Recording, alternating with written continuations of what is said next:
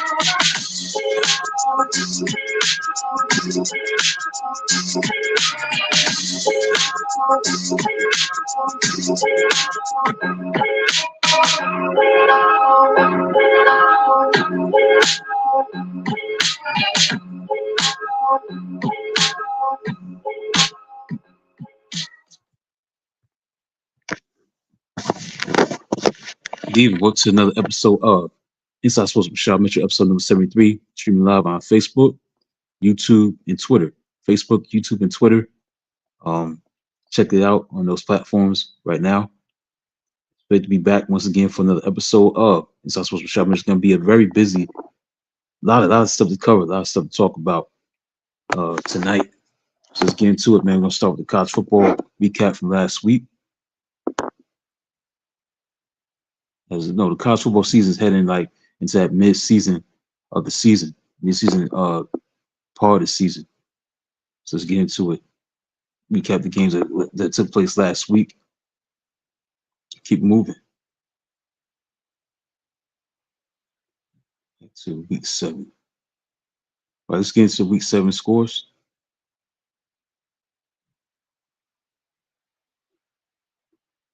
Go over some of the games. I'm gonna go over every game, but games that stood out last week.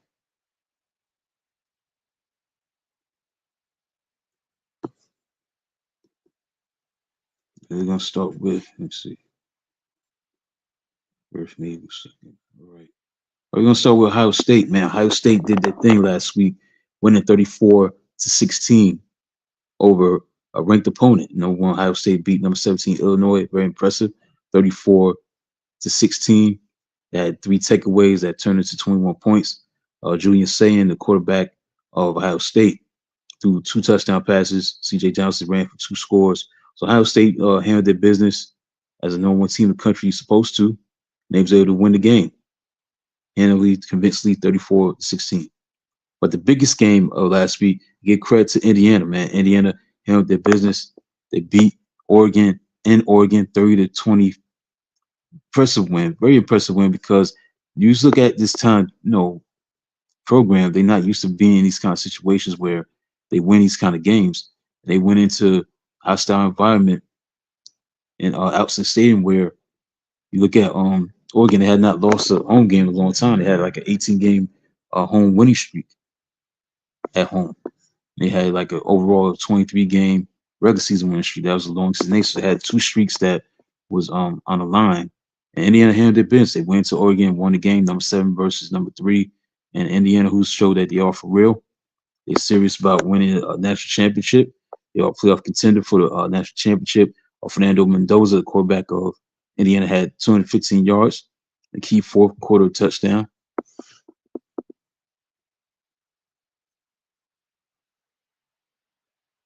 Also, is Indiana's first ever a top 5 team as far as a win, beating number 3 at the time, Purdue, 1914, back in 1967. It's been a long time coming since this team has won, a big game of this magnitude like they did last week. Also, they did a great job against Dante Moore, the quarterback of Oregon, only 186 yards passing. 2 of his passes was intercepted. Also, he was sacked 6 times, and it was Oregon's first Big Ten regular season loss, and also the 18-game winning streak at Autzen Stadium. The longest home winning streak was snapped. So that was a very impressive win, going on the road and winning. So very impressive. That's all you can say. Also, I believe they had a 23-game regular season winning streak as well. Oregon. No, double check that.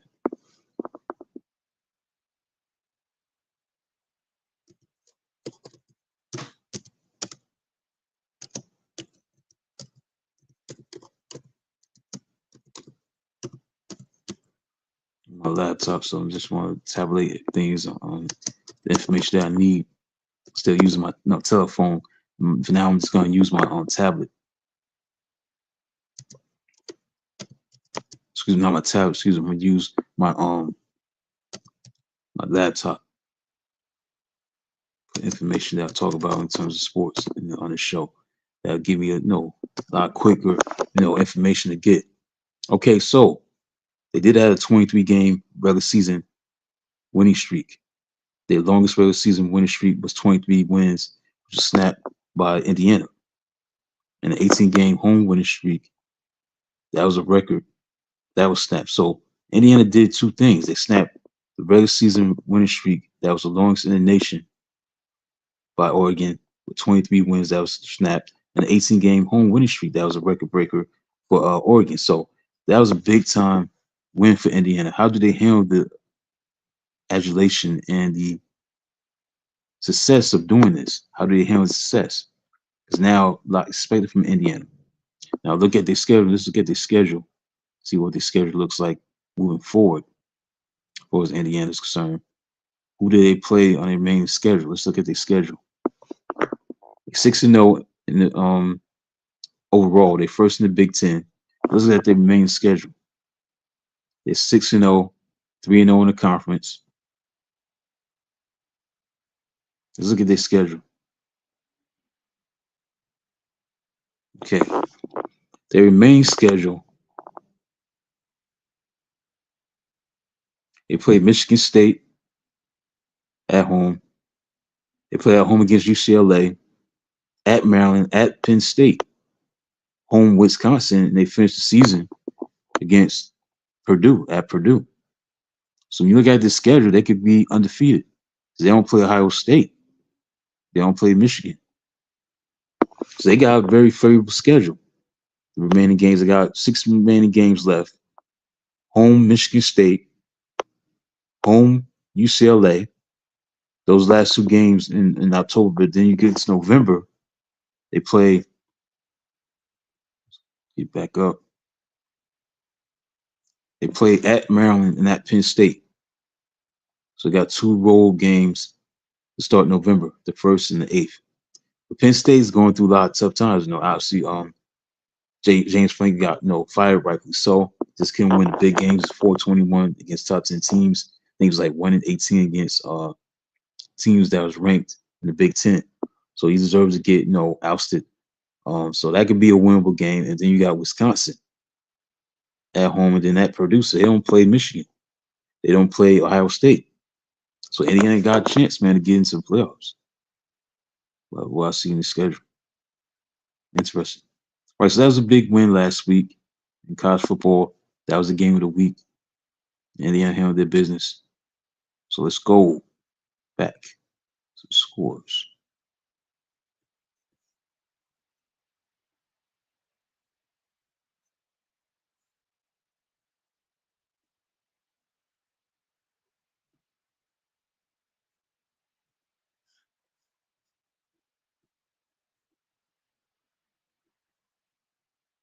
Ole Miss barely beat Washington State at home 24-21. They had to hold on for dear life. Chambers had 253 yards passing, 2 touchdowns. Lacey had 142 yards rushing on 24 carries. Texas A&M beat Florida 34-17. No surprise there. This was a major upset battle of two rivals. Texas beat Oklahoma in the Red River rivalry. Number 16 in the country, Oklahoma, by a score of 23-6. Did their thing. The defense definitely was a catalyst. They picked off Mateer, the quarterback of Oklahoma, 3 times. Big win for Alabama on the road against Missouri, 27-24. That was a big win. Simpson playing like a Heisman Trophy winner. 3 touchdown passes, 200 yards, 23 out of 31. Georgia beat Auburn 20-10. LSU beat South Carolina 20-10. USC upset Michigan. USC looking good, man. They 5-1 with that win, 3-1 in the Big Ten. They beat Michigan at home 31-13.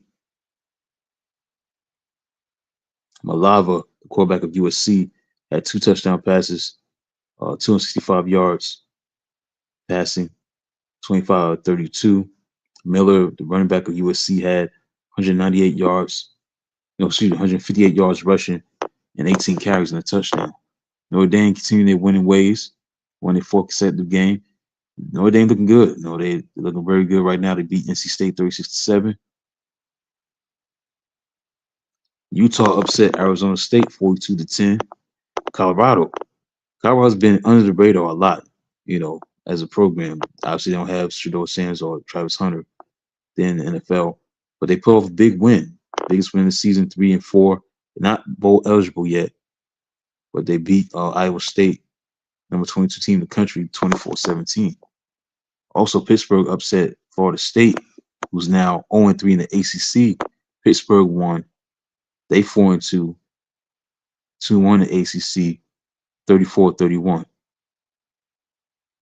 So that's the landscape of college football. Let's look at the rankings real quick before I get into the games that's going to be played this weekend, including tomorrow. Big game between Miami and Louisville. That's a big game. Let's look at the polls. Number 1, the AP poll. Iowa State is number 1. Miami's number 2. Indiana's number 3. Number 4 is Texas A&M. Number 5 is Ole Miss. So it's the top 5 teams right there. Iowa State, Miami, Indiana, Texas A&M, Ole Miss. You got Alabama.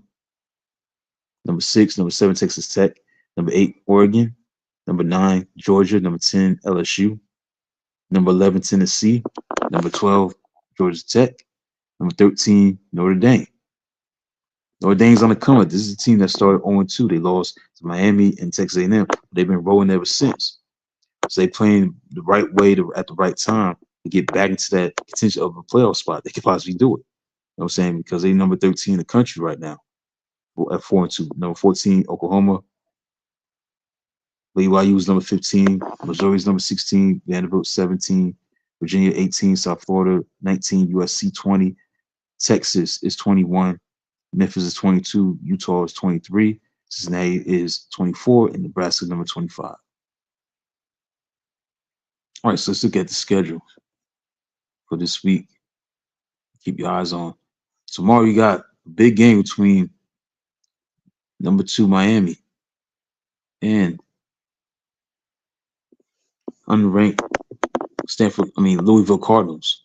This is gonna be a good game. This is gonna be very, explosive game. I think Miami will win this game, but it's gonna be very close. These two teams have met 17 times. It'll be the 18th matchup between the two teams. Miami leads the series 12-4-1. But last couple of years, Miami's had tough time with this team with Louisville. Louisville scored 45 points. Also, Miami scored 52 points. 52-45 was the score last year. Also, the year before that, Miami won that game 52-45. Cam Ward was the quarterback. But the year before that, Miami lost at home 38-31. Then we look at this matchup. This is a very interesting matchup. Keep your eyes on the defenses. Miami's defense is very good, but Louisville's defense is very good as well. Louisville is coming into this game ranked number one in the ACC in total defense, allowing 262 yards per game. Miami's allowing 276.4 points a game. So, I mean yards a game, excuse me. So you look at this matchup defensively, Louisville looks good on paper. So maybe a low scoring game, we'll see. And also, Miami's have a long winning streak at home. They've won 10 straight at home, so we're looking for the 11th straight win against Louisville tomorrow night. This game is going to play at 7 p.m. on ESPN. And this is the longest winning streak Miami's had at Hard Rock Stadium since moving into that facility in 2008. It's also the longest winning streak for Miami since winning 26 straight at the, unfortunately, the Knowledge Orange Bowl from 1999 to 2003. So Miami's looking good with these winning streaks and see if that turns into great success for us winning that championship. But the last team, though, to beat Miami at home was in 2023. That was to Louisville. So Miami hasn't lost a home game since. So this could be something to this. Louisville can be very dangerous against Miami. Louisville also has beaten at least one AP ranked opponent in each of the last 3 seasons. It's the longest streak tied in school history. But Louisville is 1-8 all time against teams that are ranked number one or number two. The win was 63-20 over Florida State in 2016.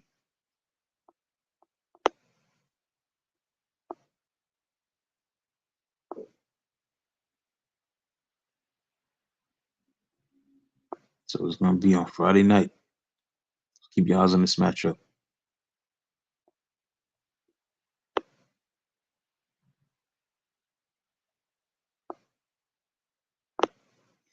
Yep. Last 2 years have been very high scoring affairs, man. 52-45. Miami won last year. But the year before that, Louisville won 38-31. Miami won 47-34 in 2020. 2019, Miami won 52-27. So this has been a very high scoring affair between these two teams. It'll be a whole lot of points, despite how good these defenses are on both sides. I expect Miami to win. All right, let's get into other games. Also, keep your eyes on Minnesota versus Nebraska. Nebraska is ranked number 25 in the country. They play at Minnesota, who's 4-2. Vanderbilt and LSU. That's a good game at 12 noon. That's a big game. Georgia Tech and Duke. Can Duke upset Georgia Tech? That could be an interesting game.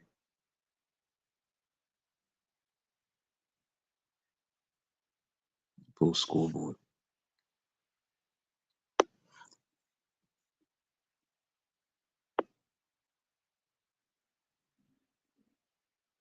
That's interesting. The biggest game on Saturday definitely gonna be Ole Miss versus Georgia. I got Miami winning tomorrow night. I got Georgia winning against Ole Miss. I got LSU beating Vanderbilt. Texas Tech against Arizona State. That's an interesting game. I'll go with Texas Tech. Alabama, Tennessee. Oh yeah, that's a big time game right there. I'm going with Alabama. Then you got USC and Notre Dame. I'm going with Notre Dame. Both teams are ranked. That's a good game. Utah, BYU. That's a good one. Both teams are ranked. 23 Utah, 15 BYU. I'll go with BYU. That's the college football landscape. Let's get into the NFL. Into what happened last week. A lot of parity in the National Football League. Right now, you have Pittsburgh Steelers winning in the first quarter with 5:58 to go. They are winning right now by score of 7-0.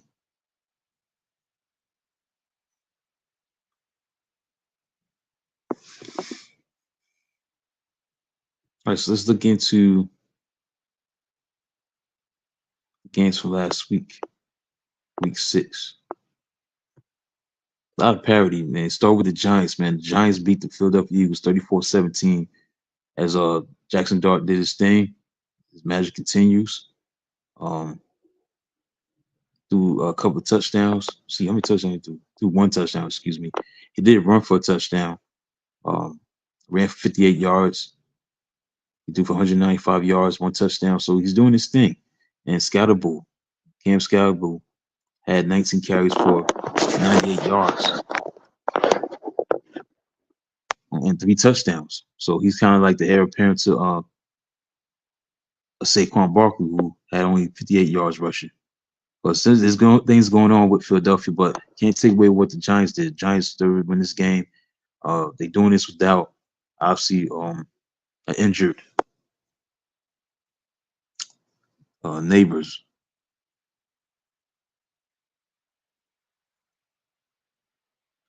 The wide receiver from the Giants, no Malik Neighbors. They still doing their thing. So they're gonna do it, no, wide receiver by committee. So great job by the Giants, win 34-17. See how they continue that momentum as they go into Denver this week.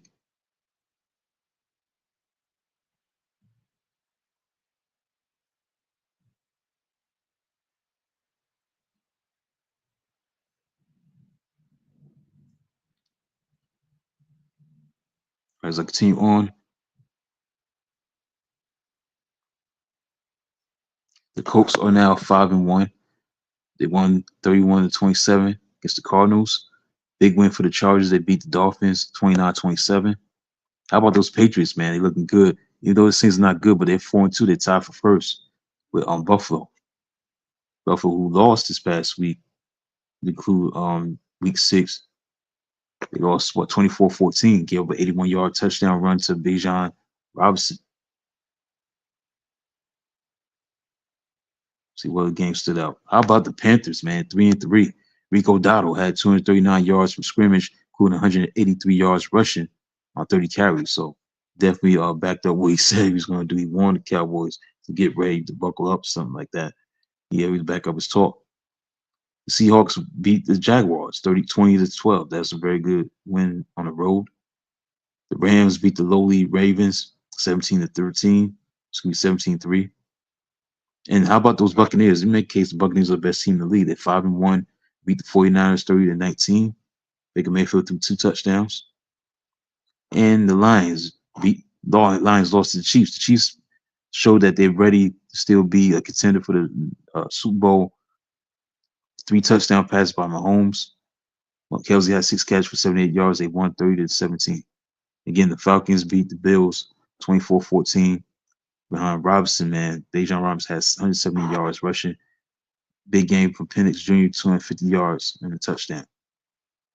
And the other Monday night game, the Bears pulled it out 25-24. They go to 3-2 over the Commanders, who are now 3-3. All right, so let's look at games going to this week 7. Keep your eyes on.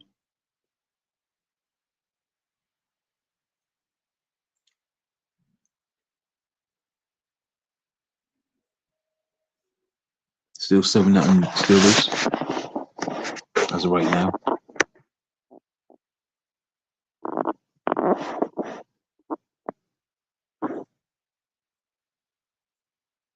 Right, games that are interesting. Okay, this game's gonna be played in London. The Rams and the Jaguars, both teams are 4-2. That's a big game right there. Stafford's having a big season, 12 touchdowns, 2 interceptions. Got puking the Q, 54 catches already, 616 yards, 2 touchdowns, playing very well.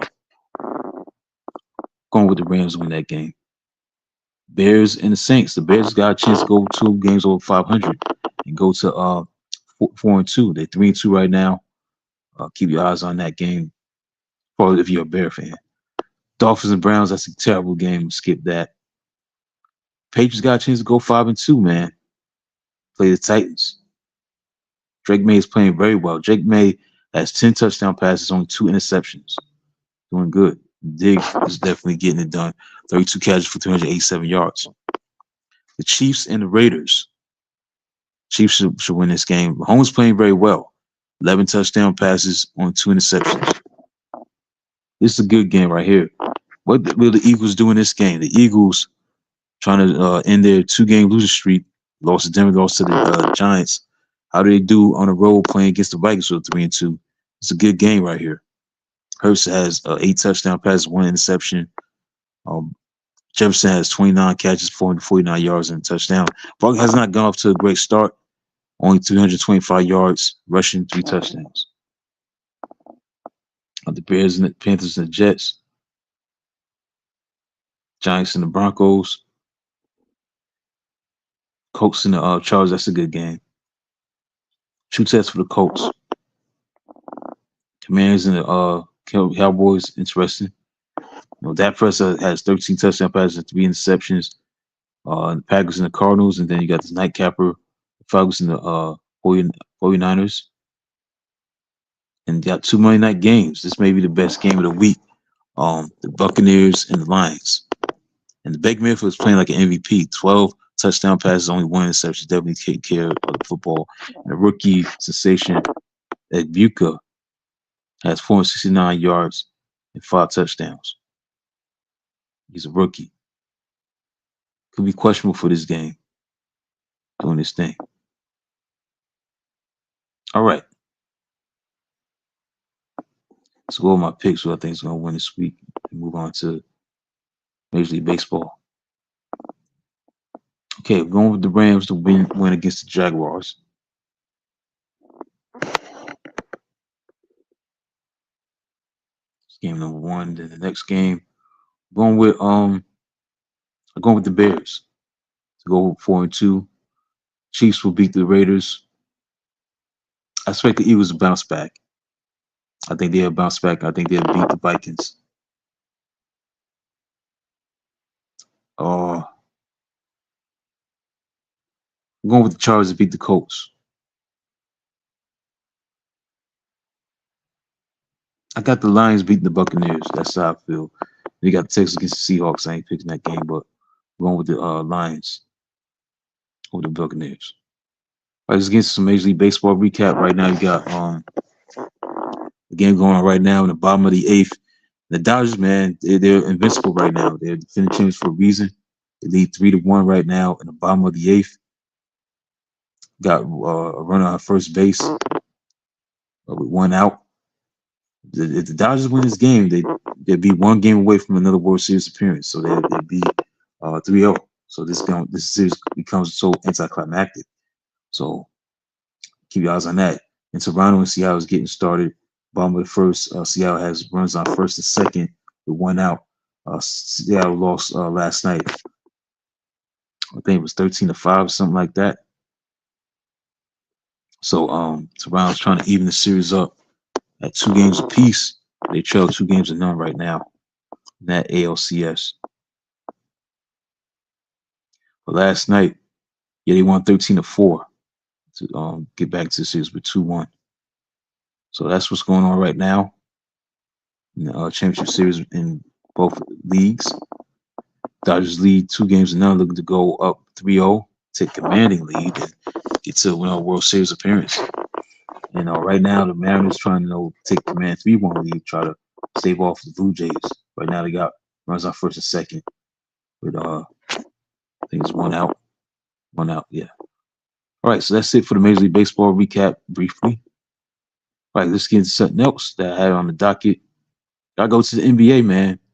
National Basketball Association is starting real soon for his new season in the NBA.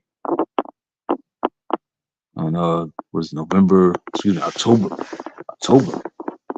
It's coming October 21st, and that's gonna be very interesting to see if who's gonna repeat. Can Oklahoma City do it again? Houston obviously got Kevin Durant. They don't have Fred VanVleet because he got hurt, but don't count the Houston Rockets. Denver Nuggets made some moves in the offseason. So there's a lot to look forward to this NBA season on the rise. And also, you look at television-wise, NBC has the NBA package back. No more TNT, no more NBA on TNT. No more of that. So storylines, keep your eyes on Oklahoma City. They're the reigning champs. They got a young core, obviously led by reigning MVP Shea Alexander. You got Jalen Williams, and obviously you got Chet Holmgren. Keep your eyes on them. Obviously, Houston Rockets getting Kevin Durant. The Lakers, LeBron James, they got Marcus Smart in free agency, and DeAndre Ayton along with Luka Doncic. Um, the Boston Celtics, man, how do they handle having Drew Holiday? Jason Tatum looking to expect to miss much of the season. So those are some kind of storylines to keep your eyes on as far as the NBA is concerned. When we look at the league, man, I just think Cleveland is the best team. Maybe it's going to come down to probably Cleveland and the Knicks, but I like Cleveland to come out because they could have went to the championship round last year, but they fell short. They ran to the Indiana team that was just hot. Now, in the end, they're not going to be as good. They dealing with Halliburton his injury. They're going to be out the Achilles tendons.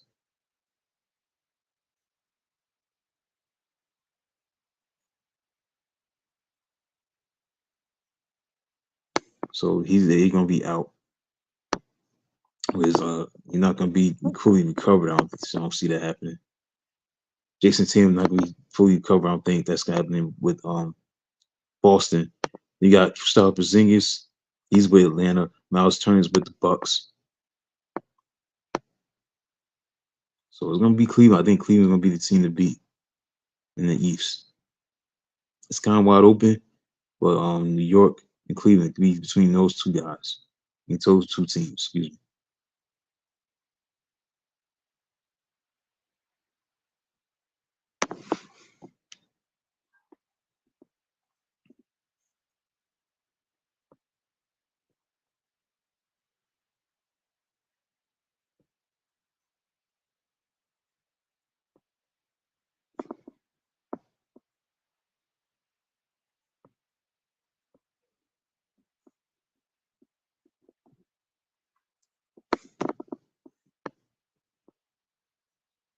So I need to say about that when you look at these teams, keep your eyes on this year.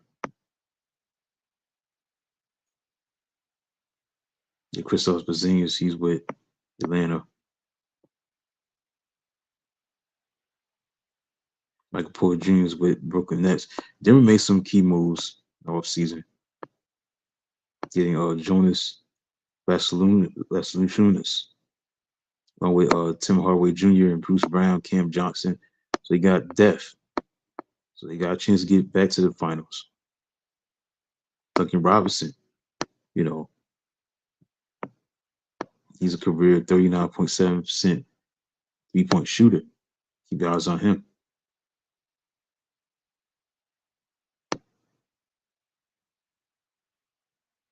Bradley Beal and Chris Paul is with the Clippers.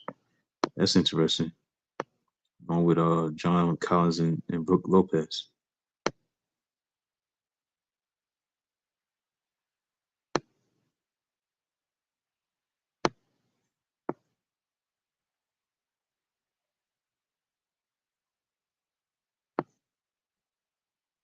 Atlanta could be a very dangerous team. They get their addition with Desmond Bain. Blockbuster's trade that took place off season. He's gonna be a proven scorer along with Piola Banchero and Franz Wagner. Drew Holiday with the Port Trail Blazers. So that's basically it.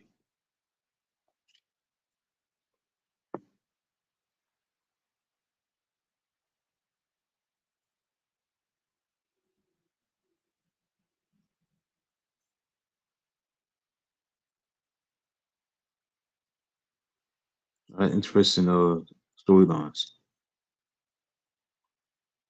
for the season concerned. But I think it's gonna be Cleveland versus OKC. I think OKC is gonna win back to back. I just think they loaded. They're gonna be hungry this year to win it again. I think they will. What do you do? I think they're gonna win it all. So that's how I feel about the NBA, as far as that's concerned.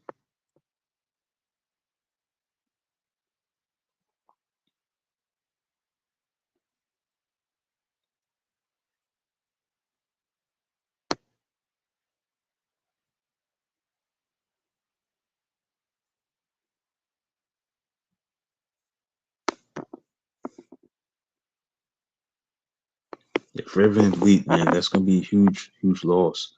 He tore his ACL. He's out for the season.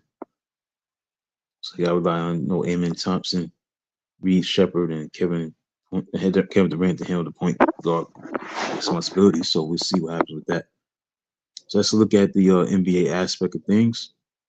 But I got OKC beating Cleveland in the NBA Finals.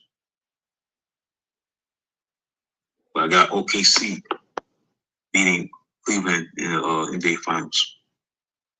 All right, let's get into some perspective on things historically. We're going to take it back to 1975, the Thrilla in Manila. Ali Frazier is going to talk very briefly about that classic matchup, the third and final round between these two great fighters, Thrilla and Manila. I'll give you proper perspective on this fight because this was fought in 1975 on October 1st, 1975. It was a very big time fight that took place. So I want to get into it briefly about the Thrilla in Manila.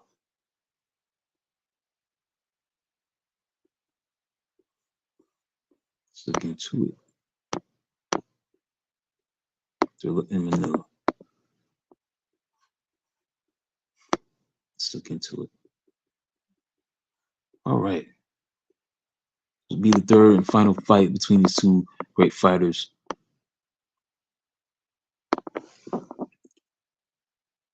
No, the undisputed champion Muhammad Ali, former champion Joe Frazier's fought on October 1st, 1975, 50 years ago in the Philippines. So this is just a great, great fight. And also is one of the best and most brutal fights in box history. It was just a culmination of three-bout rivalry between Ali and Frazier, self-explanatory. This fight, some sources estimate that the fight was watched by 1 billion viewers, including 100 million viewers watching the fight on closed-circuit theater television, 500,000 per pay-per-view buys on HBO home cable television.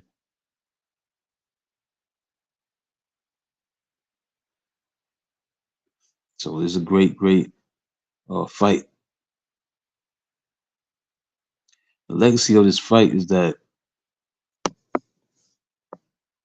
there's a lot of levels of this because when you look at this fight, it's pioneering use of communication technology because HBO on September 30th, 1975 became the first television network in history to deliver a continuous signal via satellite by broadcasting the Thriller in Manila. This event linking satellite with cable turned cable television from a retransmitter to a program provider.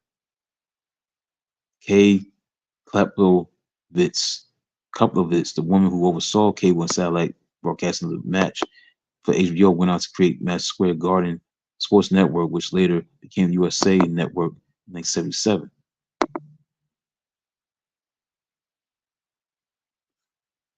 Yeah, so this was a great fight, man. One of the great fights ever.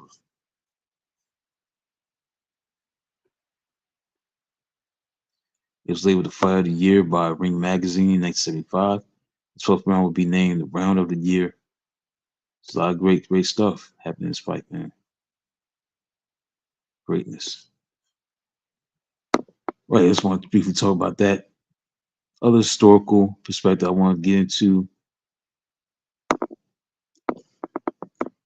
is the 1985 Bears. That team was a very iconic team. 40th anniversary of this team, the Chicago Bears of 1985. That team was a great team. One of the greatest teams ever. One of the great teams in sports. Very colorful team. Polarizing team. Colorful.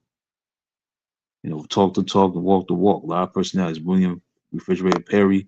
That team was just, amazing team. What they accomplished. They went 15-1. They were dominant on defense, the 46 defense.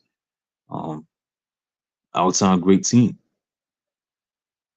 Could have won more with this group that they had, Jim McMahon and Walter Payton, and that great defense they had with Richard Dent, Stephen Michael, Dan Hampton, Michael Singletary, Will Marshall. I mean, they had led the league first in points allowed. They were number one in points allowed. They only allowed 198 points.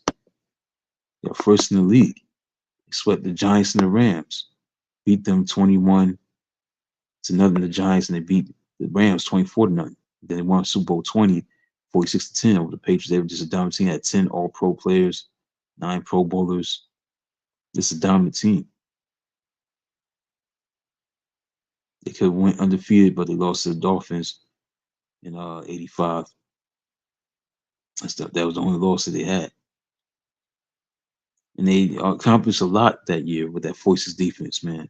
Only allowed 198 points, 198 points allowed. Yards allowed was 4,135. Had 54 takeaways. That wouldn't be accomplished against the 2000 Seattle's defense did that. That shows you how great that defense was. Maybe the greatest defense ever.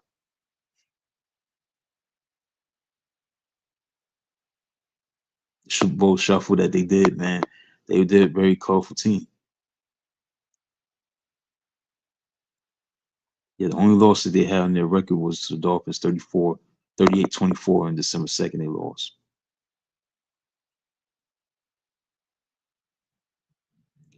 It was one of the great teams. They were very iconic with that defense, the 46 defense that came after the jersey number that was worn by Doug Plank of the Bears. And Buddy Ryan was the mastermind of that defense.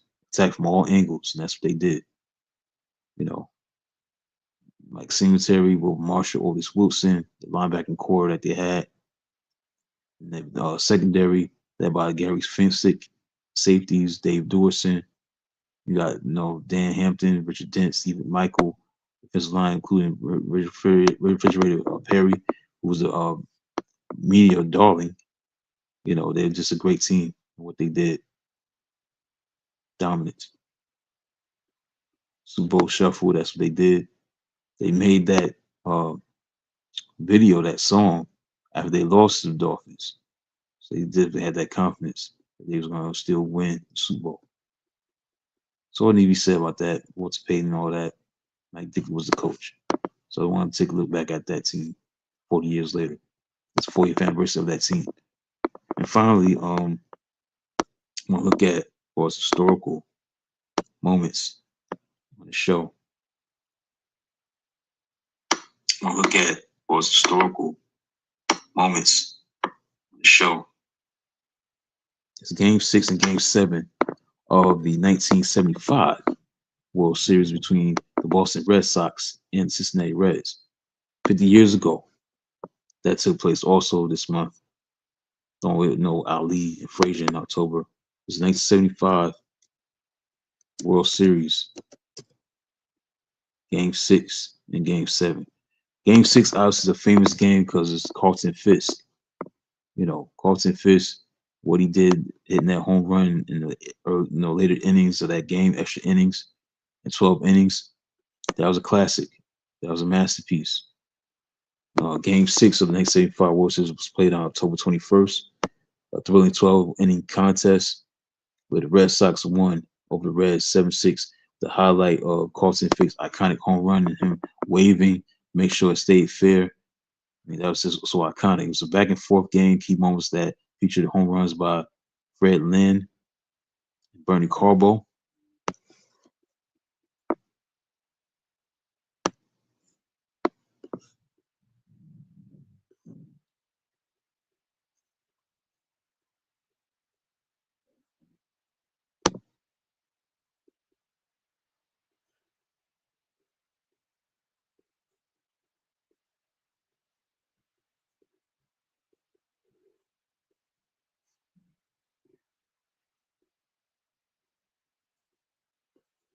This game was played on Fenway Park.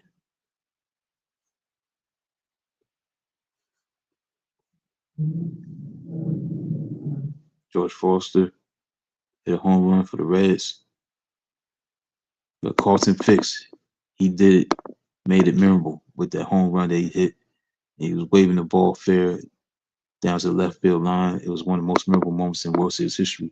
So that was I want to talk about that 50 years ago, 1975, this month, October 21st. And also Game 7 was not as iconic as Game Six, but Game Seven was a very interesting game because the Red Sox should have won that game. They had a 3-0 lead,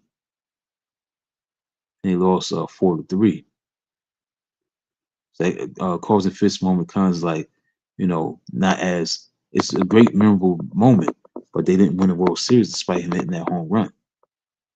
But the 75 game in Game Seven was a great game as well. The Game Seven because the Red Sox had a big lead in this game. This might be like the forgotten game, the Game Seven. They focus on Game Six so much, but Boston lost the World Series. Cincinnati won the World Series.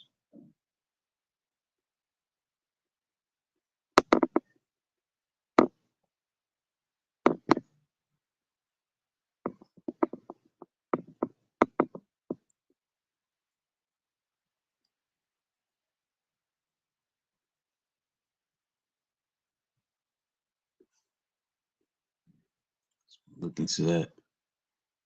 Then do my honest day in sports history, October 16th.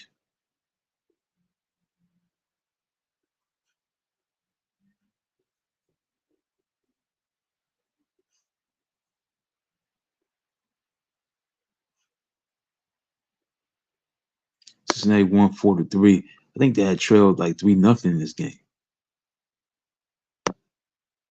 Yeah, they were down 3-0 until the top of the sixth. They trailed 3-2. They came back and won. That's the thing, man. You Red Sox, you gotta get that victory. Again, they're going against the big red machine, so it's said and done. That game was a game that they could have won, Game 7, won the World Series. Because it was scores until the third inning. Don Gullett, the starter of the Reds, had control problems, and Carl Yastrzemski hit a RBI single. Then Gullett walked Carlton Fisk to load the bases. And he walked Rico Petrocelli and Dwight Evans to force 2 more runs before striking out Rick Burleson for the final out. So they were down 3-0. Bullpen, the Reds give him credit, pitched 5 scores innings to give the offense a chance to rally. So that shows you how valuable pitching is. Then they came back. Pete Rose got on first base and went out. Johnny Bench hit a routine ground that appeared would be an ending double play. Wilson fielded the grounder and underhand the ball to Denny Doyle, covering second base to force Rose out at second. But as Doyle forbid to make a throw to first base, Rose slid high and hard into Doyle to force an errant throw, sailing into the Boston dugout, preventing the double play as Bench moved into second base. So on a 1-0 count, Lee threw a blooper pitch to Tony Perez, who slammed the ball over the Green Monster, and it was a 2-run homer onto Lansdowne Street. It was third home run in the final 3 series games, and to draw the Reds to within 3-2. Then the Reds tied in the 7th when Bill Lee, the starter, walked Ken Griffey, who stole second, scoring the 2-out single to center field by Pete Rose off of reliever Roger Moret. So that tied the game. So in the 9th, rookie reliever left-handed Jim Burton came to the game. He walked Griffey. It was sacrificed by Cesar Geronimo to second. Went to third on a ground out by Dan Dreesen. Then Burton walked Rose to set up a force out, but Joe Morgan reached down and blew the low breaking ball into center field to score Griffey into the goal, get the go-ahead run. So that was it. That's how they won. Scrimpsky flied out the center of Geronimo to end the game, and the World Series was won for the Reds for the first time in like 35 years.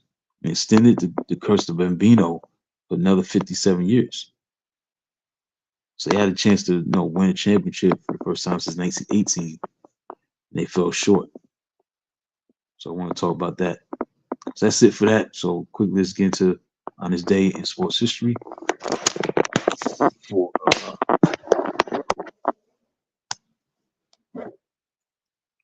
October 16th.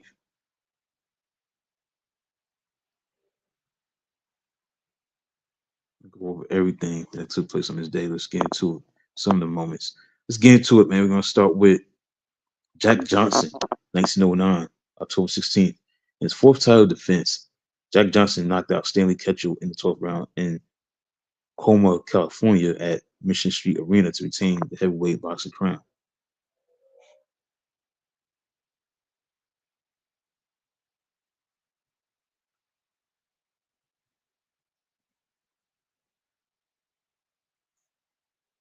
Skip around, look at some of these moments, not all.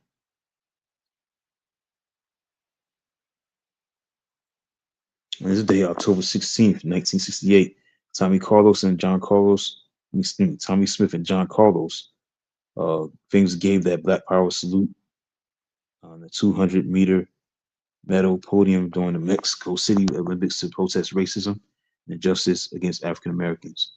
That was on October 16th, 1968.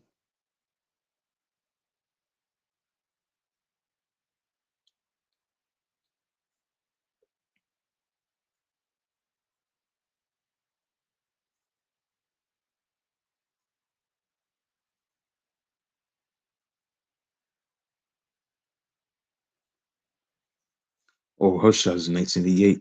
1988, Over Hershiser became the first player to pitch shutout in playoff and World Series. Eric Davis of the Reds was the 22nd player to homer in his first World Series at bat.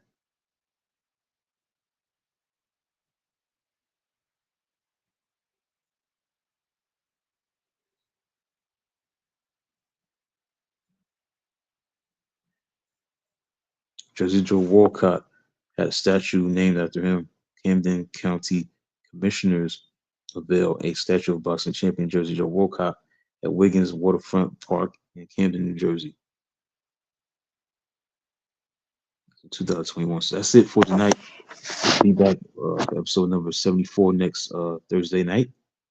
Be sure to look out for the latest article in E5280sports.com. The piece on the usual stuff, the week that was in the NFL, college football, recap, Major League Baseball. That's basically it. So the best yet to come for the more pieces done for the E5280sports.com. So that concludes episode number 73. Be back next week for episode number 74 for Inside Sports with Rashad Mitchell, which comes on every single Thursday night. Maybe after 8 o'clock, sometimes at 8:30, it depends. But check it out. Stream live on Facebook, YouTube, and Twitter. Those platforms in particular. My Elevation 5280 Sports and Lifestyles. Until then, talk to you next week, next Thursday.